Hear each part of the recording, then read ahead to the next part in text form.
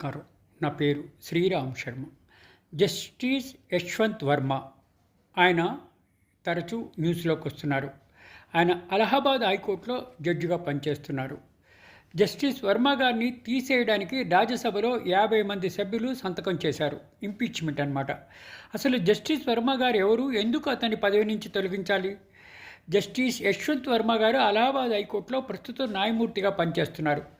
అతని ఇంటి store room దగ్గర నగదు కట్టలు దొరికాయి. 500 రూపాయల నోట్ల కట్టలు ఆయన ఇంటి ముందు కాల్చేశారు. అది ఎవరు చేశారో కూడా తెలియదు.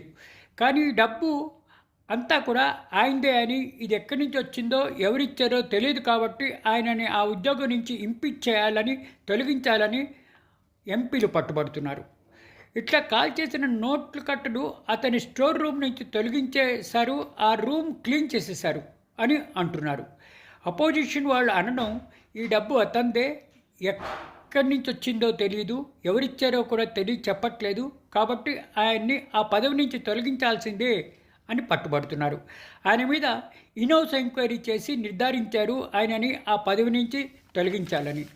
మనందరికీ తెలుసు, హైకోర్టు జడ్జిని కానీ సుప్రీంకోర్టు న్యాయమూర్తిని కానీ తొలగించాలి అంటే పార్లమెంట్లో 3/4 వంతు మెంబర్లు చేతులెత్తి రిజల్యూషన్ పాస్ చేయాలి.